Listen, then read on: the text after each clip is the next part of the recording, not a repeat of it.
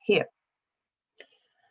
Let's check our content for today. Okay, as you remember, this is a 3 days training, and we dedicated our first day to just setting a common ground and see some basic concepts on gender equality and go through the main European frameworks and policies and programs to promote gender in research. And then we did a quick overview of the problems at stake nowadays in our institutions. And then we rushed into the definition of institutional change. And we left this last part with a definition of what a gender equality plan is for today. So together with this, today we will also learn what are the main steps to set up a gender equality plan. And we will focus on the first 3 steps, okay? So let's go with that. Before we start, I would like to rescue 3 key ideas from our first session, okay? The first one is that if we talk about organizational culture from a gender and a feminist approach, it's important to understand that every institution is gendered, okay? Which means, remember, that the gender relations, the social constructions of masculinity and femininity, they're totally intertwined in our daily life and in the logic of the organization, okay? So it's like gender roles and gender biases are not something existing independently from the institution, okay? The second idea deals with this thing of changing our focus from fixing women to fixing organizations, okay? And we need to do it bringing power to the forefront of institutional analysis, okay? So it helps to understand what that gender is not just a technical tool, but a transformative and a political issue, a political theory and approach. Okay, and the third idea is that there is no gender neutral research. Okay, any research that fails to take into account the different needs and characteristics and barriers of women and men in whatever aspect of life, it will be gender biased and gender blind research. Okay, so let's stick to that, and then this definition of what is a gender equality plan that we couldn't go through last day. So in the specific context of research organizations and higher education institutions, the European Commission consider a gender equality plan as a set of actions aiming at conducting impact assessment and audits of procedures and practices to identify gender bias, also a set of actions to identify and implement innovative strategies to correct any bias, and setting targets and monitoring progress via indicators. Okay, we will slowly go through every of these characteristics. The main ideas we need to stick to when talking about a gender equality plan is, first one, the gender equality plan is just a way station, okay? It's not a final destination. Remember, we need to take into account that we're just like operating in a, in one step of the way. The institution has its history, maybe it had another gender equality plan before this one, and it's going to have some others, and it's going to have changes. We're just like in the middle of the way. So this is not the final destination. Then, it should help, gender equality plan should help understanding the formal and informal ways of the organizational functioning and articulate a strategic view for gender equality, okay? It includes a set of actions with different degrees of complexity, and the scope of a gender equality plan may strongly vary depending on the organization, the institutional context in which it is implemented, the discipline addressed, or the type of gender biases and the type of inequalities that we have identified as part of our diagnosis, okay? And then a gender equality plan is not, which is also important, first, is not an adoption of general objectives fostering gender equality. So please take into account that other initiatives, which are good initiatives, but are not a gender equality plan, like, for example, adhering to a general charter or adopting like a general gender equality objectives in our institution, they are not, or they not constitute per se a gender equality plan. Okay, these are general commitments that should be materialized into a concrete set of actions, as you remember. Okay, the gender equality plan is a set of actions to be undertaken. Okay, and the second idea is that the gender equality plan is not a broader strategy plan or roadmap, including a gender dimension among others. Okay, and like, for example, diversity and anti-discrimination plan. And there is one example here in the Universidad Politécnica de Catalunya, the Polytechnic University of Catalonia. The first plan they had, it was a gender and disability plan. Okay, and after these 3-4 years plan, they realized that they really had to separate that because they were not achieving the objectives on gender equality as they should be achieved. They had no real progress, so they had to separate that. Okay, and this is one important lessons learned to be shared. There was some of you that were talking about lessons learned when you were writing your expectations. So this is one of them, okay? And also there is one of you that said that you were going to design a diversity and inclusion roadmap.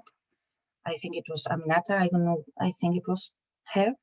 So this should be also taken into account, okay? These broader diversity or anti-discrimination roadmaps and general plans, they're not equal to having a gender equality plan, okay? Because these strategies, they only address gender like through a limited number of measures, or like they just go like for general objectives and they don't go to set the actions and the indicators and to specify all the things needed to have a proper and exhaustive gender equality plan, right? So, having said that, let's go into today's business.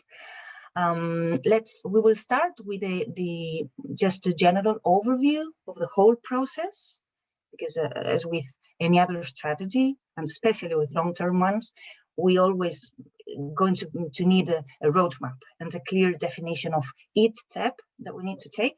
And then we're going to go through the key aspects within each one of the steps.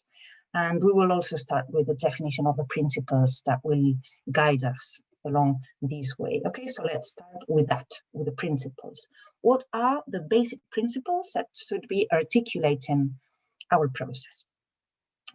Well, as you can see here, institutional change needs to be, first of all, would be nice if it can be as participatory as possible, because this is what will promote self-reflection and what will promote the reflexivity that we need to get to all those hidden and all those informal aspects of the organizational culture that we were talking our first day. And also because having a participatory approach, it will help us in defining meaningful measures. Remember that we were talking about meaningful impact. So this is something that the participatory approach will also help us to get. And it will, at some point, if it's really participatory, it will turn into self-assessment, which definitely will boost like the people's willingness to implement the measures that they have participated to create. So it also fosters appropriation, it fosters ownership. So this is really like a first important guiding principle, okay? And then it should be holistic. Remember that we have already moved from approaches focusing on women to institutional approaches. But we need to ensure that this institutional approach focus on the institutional culture in a really comprehensive way, in a structured and in a holistic way that connects all the different levels and all the different inequalities. Remember that we said that all inequalities are somehow connected. So the plan should have this view, okay, this holistic view. Because what might happen if we don't have this holistic approach is that some fundamental issues, like, for example, gender bias that we were talking about last day, or gender dimension in research and other fundamental issues, can be left untouched, okay, if we don't have this approach.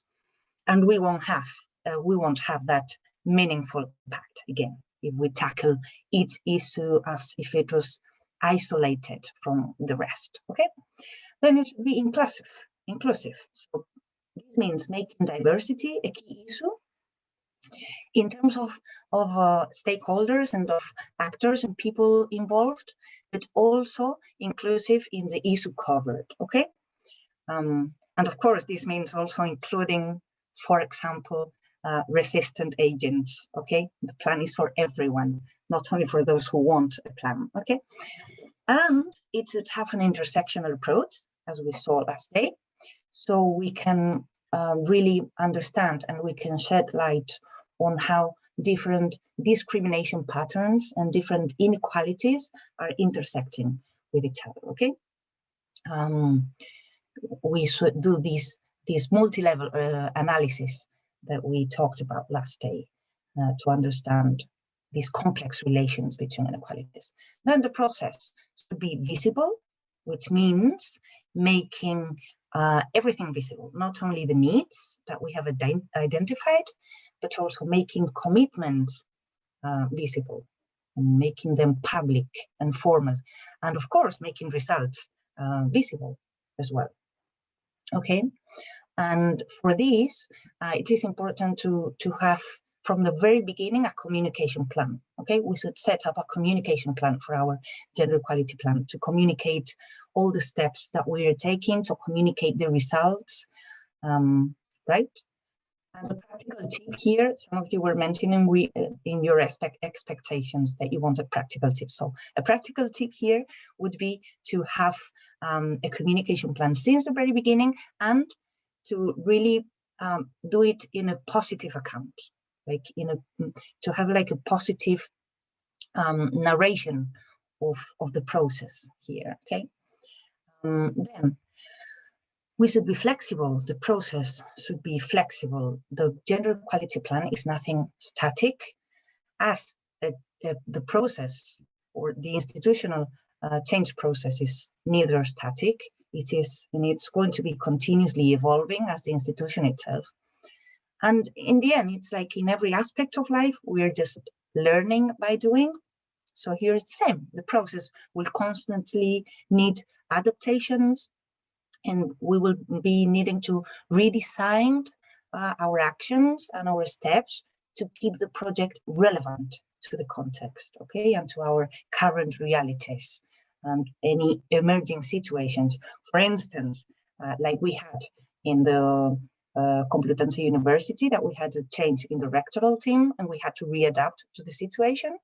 Or, as you mentioned in one of the group in our first session, a pandemic like we have now. So how can we readapt and redesign everything to this totally different context and situation, all right? So needs and priorities will for sure change along the way, so be flexible about that. And then the institutional change needs to be sustainable, for which a long-term approach is needed, because of course, institutional change, if it's meaningful, it will take time. So, but anyway, we'll see how to think about this on our last session. And of course, last one, our institutional change process should be as feminist as possible, right? The main steps. Let's go directly into what are the main steps. Remember that institutional change, as we said, very quickly last day, is a process, okay? And specifically, the gender equality plan design process is a traditional step-by-step process. So which are the main steps? The first one will be just getting started. We'll see it right now, key aspects here, okay? Second one would be analyzing and assessing the state of play of the institution, okay? Doing our gender analysis. Then the third one would be already setting up the gender equality plan. And what happens many times is that we think that we need to start here. Okay, let's go, let's do a gender equality plan. So let's set it up. What actions do we need? And we don't realize that this is already a third step. Okay, we have 2 steps before that if we want to do it right. Okay, and these are the 3 steps that we're going to see today. Okay, the fourth one would be already implementing the gender equality plan.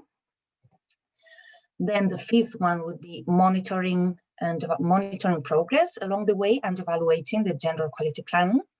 And the last one, you might think there's no place for it, but the thing is that by this point, we should be already someplace else from where we need to think what is next, okay, what comes after. And as we were saying, the gender equality plan is not a final destination, it's a way station. So from there, we keep on moving, okay, we see what's next. So, all these 6 steps, what are the main general tips, the success factors of the whole, during the whole process, throughout the process? Okay, first, well, this is quite obvious. Definitely having a comprehensive legal and policy setting would help. It is not a self-sufficient success factor by itself, but at least it will definitely legitimize the process, okay, without needing much further legal argumentation. You know, it's like the law says that we need to do that, so we do it, and that's it, which is a relief, right? The second one would be support and formal commitment from top management positions. So we really can say that lacking these is a major risk of the process. Okay, not having the commitment of top management will undermine the legitimacy of the process, definitely, and will undermine its relevance. Okay, so we really need to make gender equality a priority for them. And for this, if you need some arguments to do so, some practical tips here also, you can find a whole set of them in the gear tool. You have the reference at the end of the presentation. Okay, we cannot go through them, but you have a whole set there, so it's nice to go and see how can we explain not only all the steps, but also the arguments to defend why we need a gender equality plan. Okay, then we need to balance a top-down and a bottom-up approach. Okay, we know that a participatory approach demands working from bottom to top, but we also know, as we just said, that we need engagement from top leadership, because this is what will open the way. This top-down approach will open the way to implementation, and otherwise we won't be achieving half of our goals, probably. Okay, this is also part of the lessons learned. Okay, that these actions that could bridge top-down and bottom-up approaches, this is the actions that have a greater impact. Okay, like putting to work in a participatory way together the top leadership with the middle management and with just the general researchers of the organizations. Then, well-equipped supporting structures. So to start with, to have a gender equality body in our institution, that of course should be well located and should be well equipped and funded. Or if we don't have such a body in our institution, then maybe other structures, like for example, having gender equality officers or focal points or things like that, okay? And this is also important because think that some really challenging measures will require not only time and of course expertise, but also other resources, like being well located in the organigram of the institution. So we have strong communication channels with other components of the institutions, or just like having the authority, the formal authority to place specific issues on the agenda and so on. Okay, so then we also need the community members' engagement. And this is crucial for sustainability as well, okay, and for appropriation. It's important to involve different categories of agents and of stakeholders and actors here. So we'll need appropriate participation channels here, and think of participatory methods here to do this. And of course, another success factor is having sufficient funding. So, and to allocate enough resources to our process, right? And at last, identifying and managing resistances is going to be definitely a success factor, because resistances are the main blockages to change, okay? And also because they help us understand many times the challenges that we are facing and the opportunities also that we have in front of us, okay? So with this picture of the main general tips and the success factors, let's go into our first step, okay? Which is getting started. So, key aspects of this step, of this whole phase. First of all, when starting with our institutional change process, take into account that context matters, okay? And you already highlighted this in one of the groups last day, that no institution is the same. So the plan should be definitely tailored to fit our local conditions, okay? Which means that understanding our institutional context would be the first requirement for a successful plan, right? And this includes from its history, to its size, to its areas of specialization, its structure, of course, and its culture, as we were talking Thursday. Okay, so the process should be adapted always to the context. Then the second key aspect would be to map our actors, to have a map of our main actors and stakeholders. We really need to be aware of the importance of stakeholders and change agents in general for this. And we need to ask ourselves what people might be key agents of the process, and in which step and for what, okay?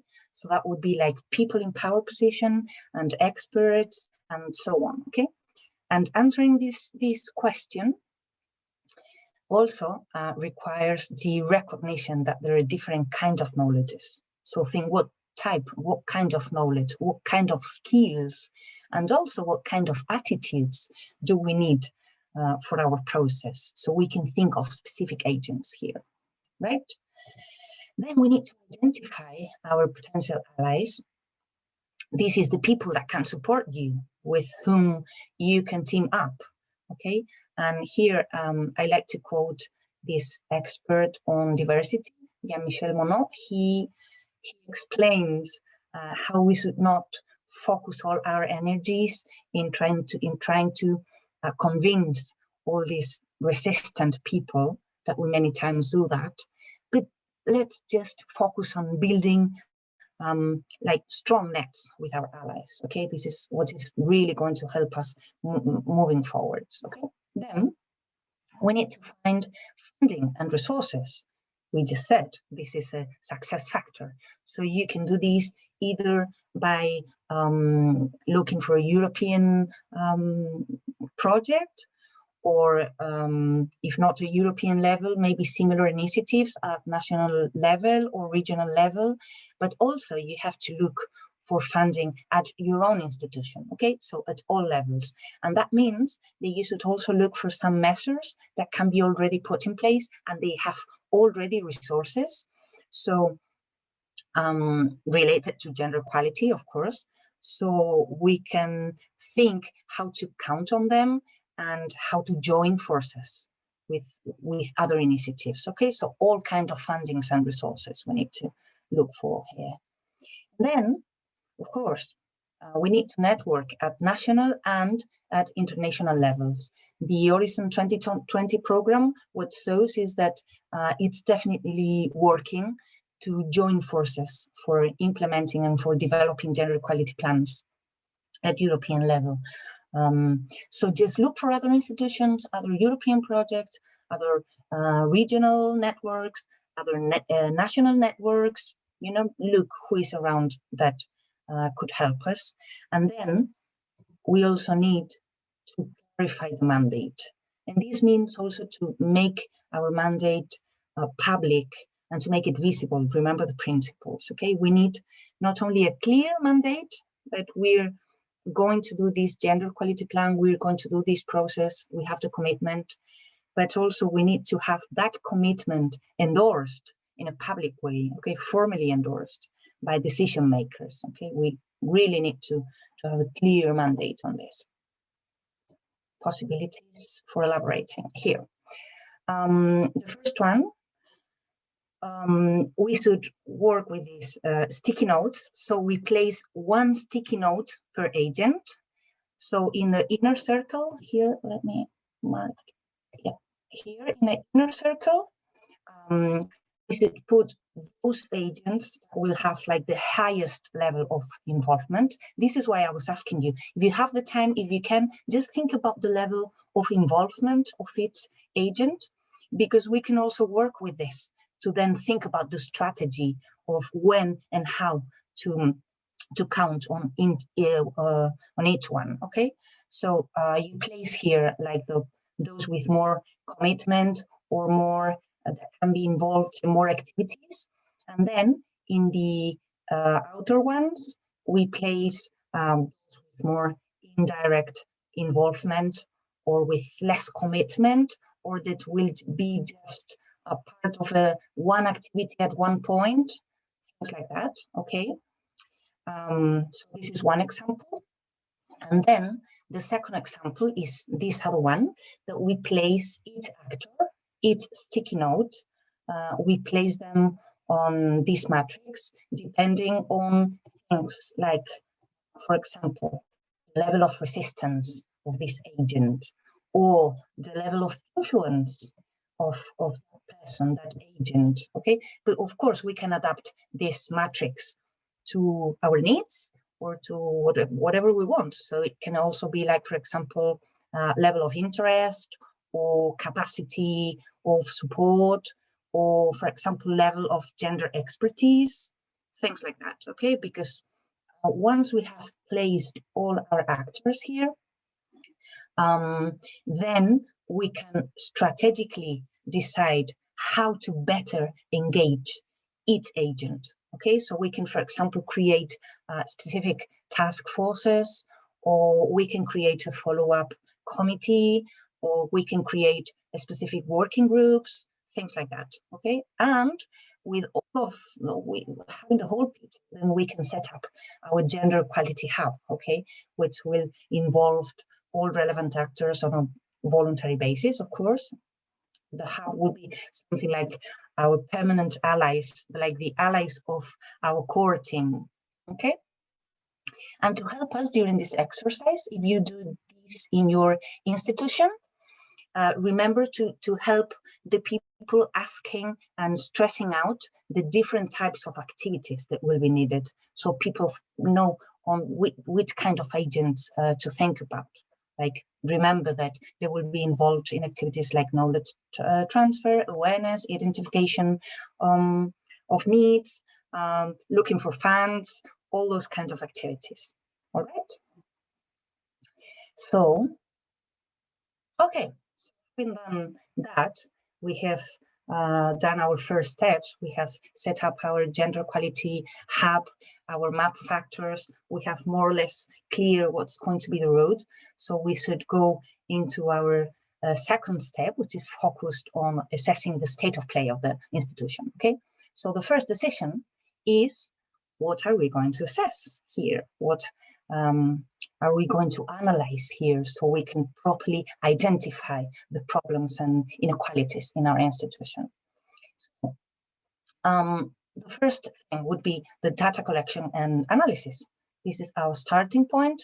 That would be asking this question: which data need to be collected under the three basic domains of a gender equality plan, which, as you remember, the three basic domains are related to these gender equality objectives of the European Commission and the ERA roadmap, which is gender equality among researchers, gender equality in decision-making, and gender dimension in research. Okay, it's these three, but of course, these three domains can be broken down into other specific areas.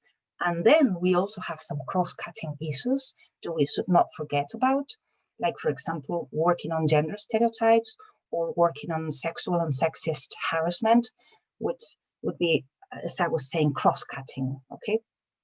And also remember what we saw our first day, that when we talked about the areas of intervention of our institutional process, that you had a list of 5 of them, like things like reconciliation of work and private life, work-life balance, things like, of course, recruitment and selection and careers progression, leadership and decision making, and all those. So we can broke down these 3 areas into those specific areas of intervention.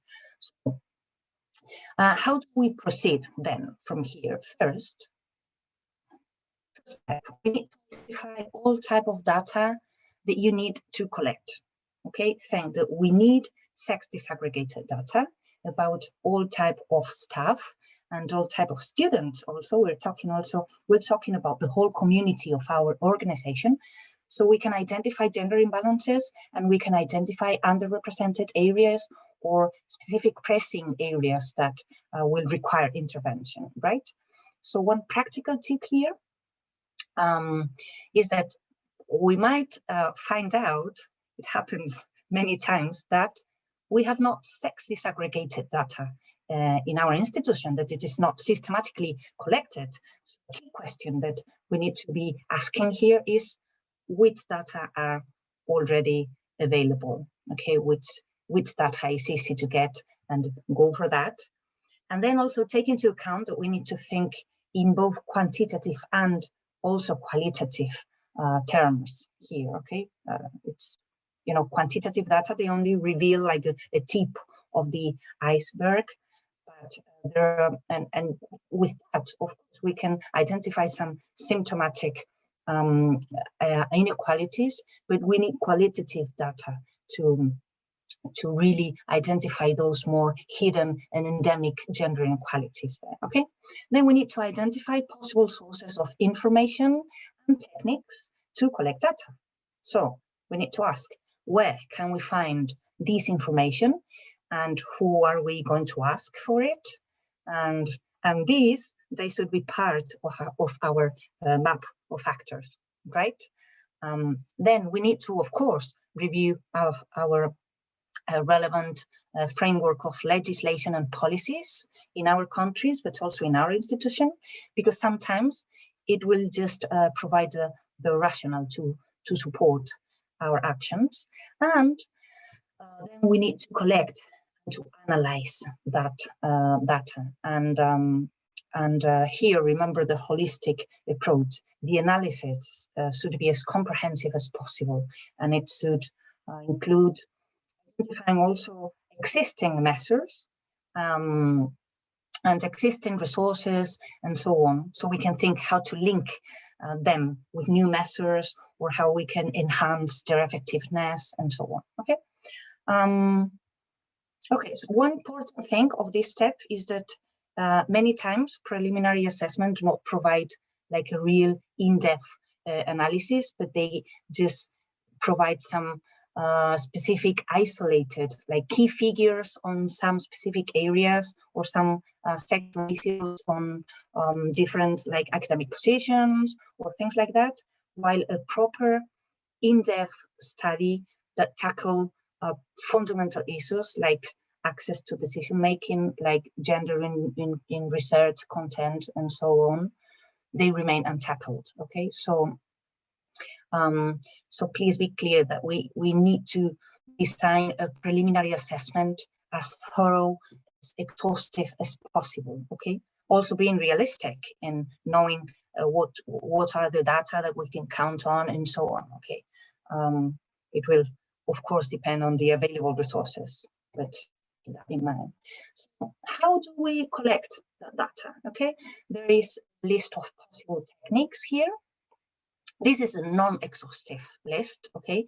You can add any other techniques you want in the chat box, so we can complete the and feed the list. But it includes some interesting tools to conduct our assessments, like, for example, checking administrative data, doing interviews and doing focus groups, doing questionnaires, of course, then workshops, in which is highly recommended to use creative participatory tools and techniques here, okay? A course diagram, I will show you an example of this now. Of course, the stakeholders or the actors mapping, as we just did, then the SWOT analysis. I'm sure that you know this one, but just in case, this SWOT stands for strengths, weaknesses, opportunities, and threats. So this is an analysis that to assess these 4 aspects of our institution regarding gender equality. Then observation, of course, because just, you know, listening and observing will contribute to add like a more human or more empathic dimension to our analytical approach. Then we can use also diaries or benchmark, which we use for inspiration, okay? Benchmarking is this process of where we measure the performance of one institution activities or processes against those of another institution. That is considered to be a good example, but we just use this for inspiration, okay? And the example I wanted to bring here is the cost diagram. As you can see, we use this template to analyze a specific problem, right? Imagine that we use the problems that you identified the first session, where I ask, what is the most urgent, the most important problem to be tackled at your institution? So think that you have each of those problems just written in one sticky note, so we can work with each of those problems. So first, we have to look at that problem. We place it in the center of the circle here, okay? And then we should identify the direct causes. So we place that in the next level. What are the direct causes affecting or causing this? What is causing in our institution this problem? Then we identify the indirect causes that are affecting. That would be like, what is the cause or the direct cause, something like that, right? And then in the outer circle, we place the contributing factors, the contributing causes, like those structural aspects, okay, that are influencing our problem. Okay, so then we can think of specific measures for each level, right? There are, of course, many other possible techniques. Please share them. If you have used any technique that has been successfully used for you, just drop them in the chat box, okay? So we can complete the list. But I think you have quite a lot here already. Okay, so once we have our data, what is the next step? We have here like the whole process. We have talked about the data collection, where we identify data and we identify sources of information. And then what we should do is that we apply our data collection techniques and we develop our baseline, okay, which is going to be our tool that will help us doing the monitoring of results, which will give us a picture of our starting point and how to monitor and evaluate it later. Then, second step, we need to do the data analysis, okay, to identify the differences and inequalities between women and men in our institution. And for doing this data analysis, what we do is that we triangulate the information, okay? This triangulation, this is, you know, it sounds a little bit, you know, but this is just what we do. When we use more than one technique, as we were saying, if we're using questionnaires and focus groups and participatory methods and, you know, different methodologies, then triangulation is what we do. To develop a more comprehensive understanding of the issue that we are analyzing, which not necessarily mean just to cross-check data and put it one against the other just to confirm if one thing is correct or not. It's not about that, okay? It's just about to increase the level of knowledge about something, looking at it from different perspectives and with different methods, and that's it. So it's like gaining insights on an issue, okay? And then, of course, we extract results here. And with all these analysis, we translate that into insights. And we define with that, for our context, what is the right problem or the right opportunity, okay? And to define these, the participatory techniques can definitely help in this work. So as you see, there is a lot to care about for proper gender analysis here. So take into account that this can be really challenging, and this can be really time consuming, much more than expected. So a practical tip here would be to plan this step, to plan a little bit more time for this step, okay, than what you might initially think that it will take. Because then it's not that easy to get data and, you know, to get people involved in the different techniques. And so, yeah, take that into account. So just as a practical tip there. Okay, so once we have done our gender analysis, we have our baseline, we have our results, and we have communicated them. Remember, the communication, it's really important. We communicate the results. So, of course, we create this sense of need of a gender equality plan in the institution. Then we go to our next step, which is already now, yes, setting up the gender equality plan. So we should have identified the main areas for intervention and the pressing areas that need to be tackled. And we set out the priorities for our organization now, considering these results, okay, this initial assessment, and considering also the available resources. So what are the basic steps within this step, okay, the basic actions to set up a gender equality plan? Okay, so the first one would be, before starting, just get inspiration, which probably we all do that, no, for anything we do in life many times. So get inspirations for measures implemented by other organizations, but remember to adapt them to your context, to the specificities of your institution, okay? Then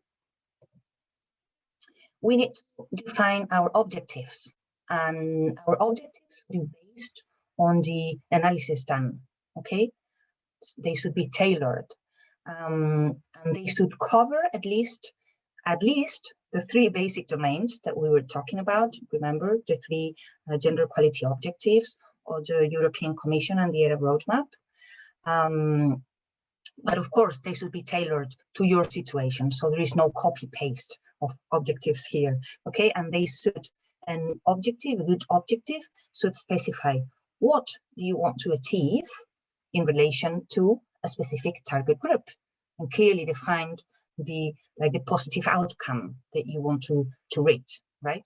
It sounds like it, I mean, we all have for sure elaborate millions of objectives, like for example, to eliminate the institutional barriers to career advancement of women. So we have the outcome, we have the target group, okay? So it's not that, shouldn't be that difficult, but it's not always that clear. Then, step. Sorry?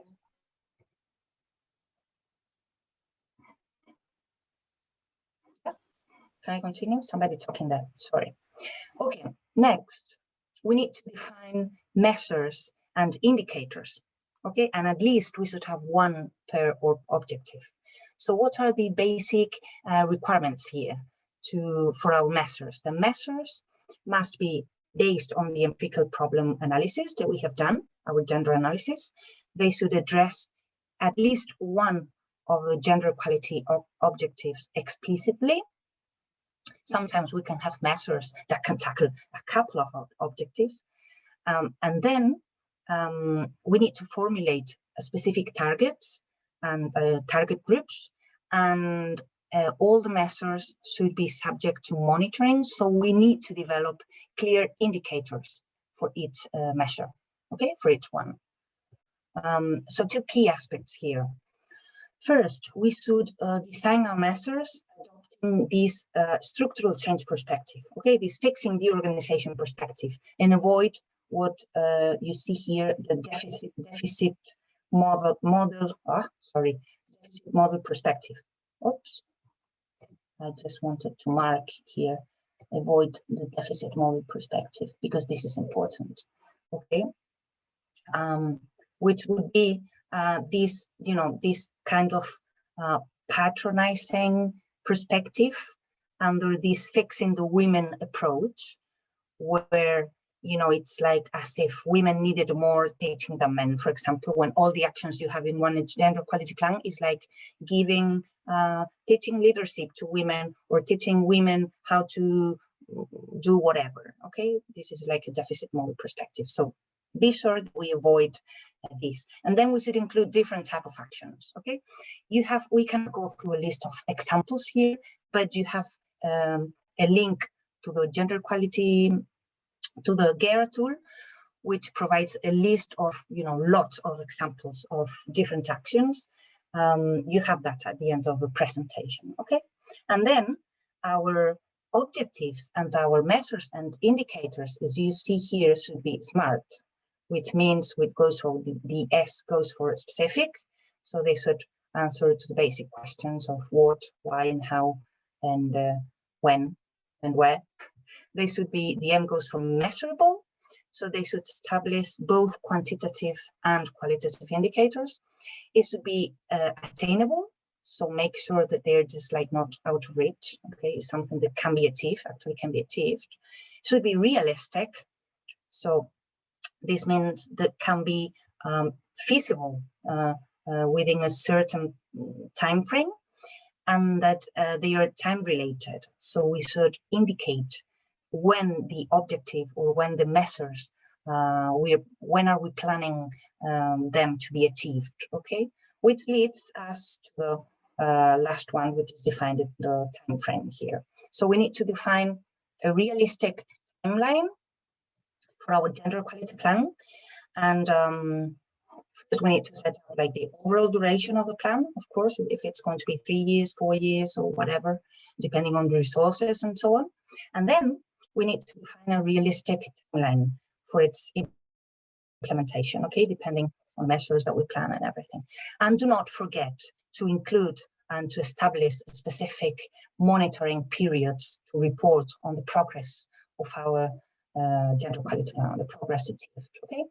Next action would be to promote participation of actors at all levels. So we look back to our map factors that we did in our first step, and we see in each, for each measure, for each step, which actor should be participating, okay?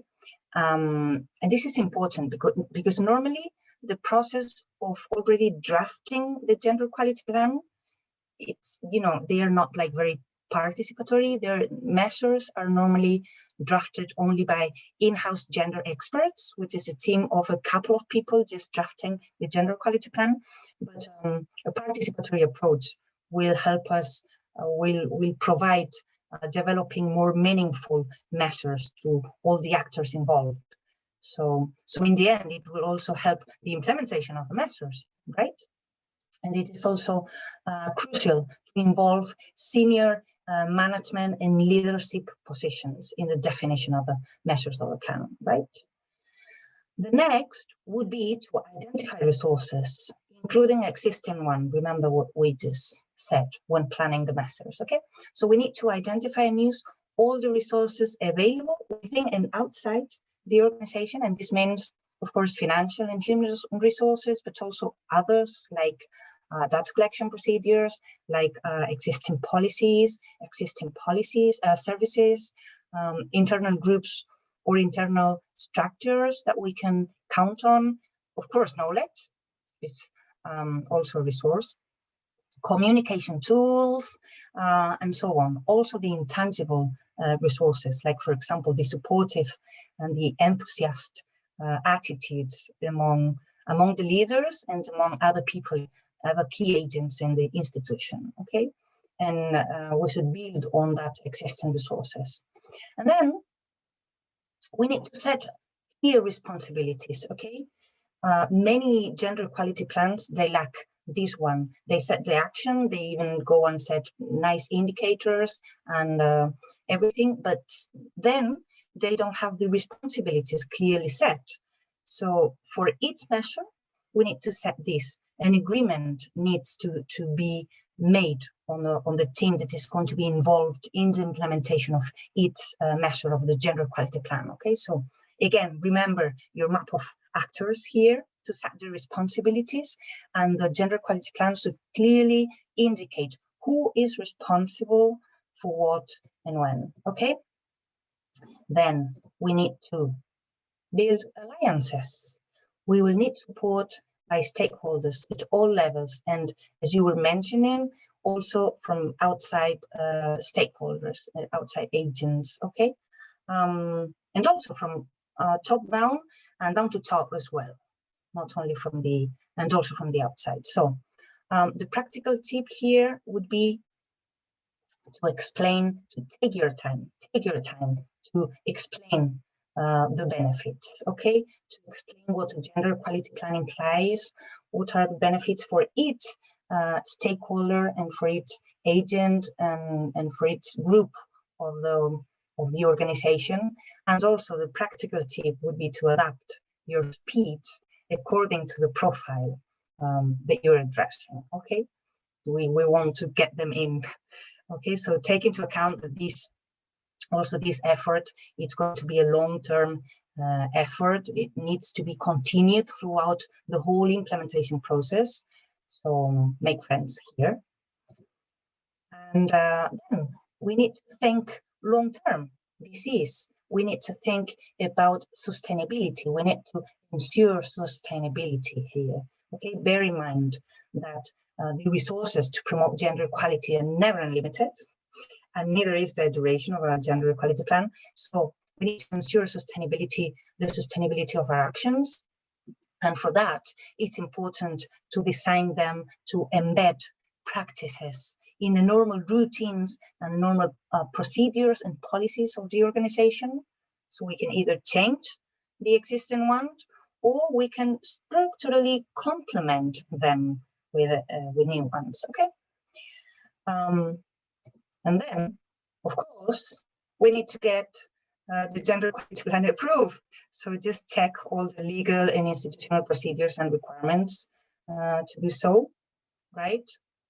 If there is any register, official register, or if there is, you know, whatever requirement. Here in Spain, for example, the union approval, things like that. Okay. So let's finish with the key aspects of this third step. Okay, the first one, remember this, I was saying this setup phase can be really challenging and can be really time-consuming phase. So be aware that attempting to build a gender equality plan that is really meaningful for the whole organization will require a lot of efforts and will take time. So yeah, bear that in mind. But also remember, you know, just don't kill yourself on that. Remember that the perfect, of course, is the enemy of the good. So at some point, it's better to move forward and to make some progress than to remain in an impasse. So just don't take too long on this phase, because it won't help motivation for the key agents.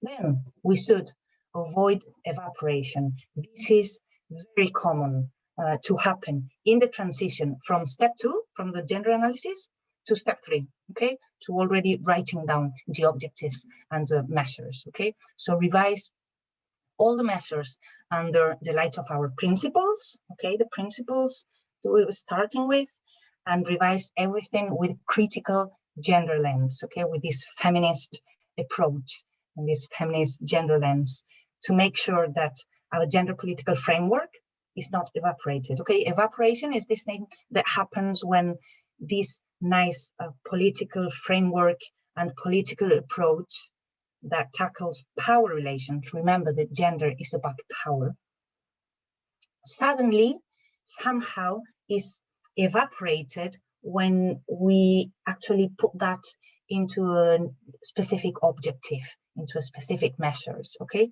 So please take care that this does not happen, and that our relations that we have identified are somewhat tackled in the gender equality plan. Okay, then the key aspect would be engaging stakeholders, and remember that we were saying this is an unceasing activity. It starts with convincing top management positions that we need to have a gender equality plan in the institutions, but it does not end there. Okay, it's going to be all along the way throughout the process. We need to keep on engaging actors in order to build stronger alliances. Okay, then another tip, another key aspect here would be to alternate short-term and soft measures with long-term and more structural ones. Okay, these so-called soft measures are those that are focused on things like, for example, knowledge building and capacity building and awareness raising and things like that. But we need to, which are of course necessary, you identified that in one of the groups last Wednesday, that there is still much awareness raising needed, but we need also to be sure that we have more structural ones also in the plan. Okay, so we have to alternate both.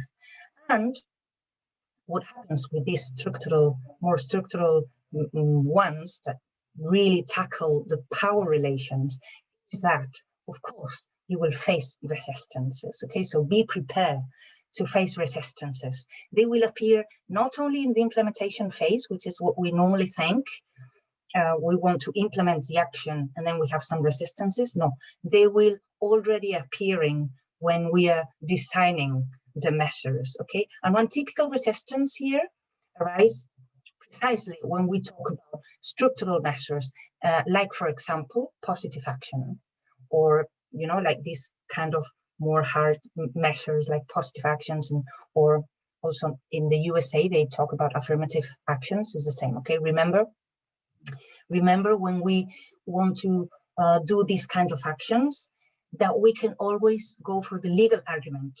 Okay, the European Union has a clear framework to set up positive actions. It is part of its gender equality strategy.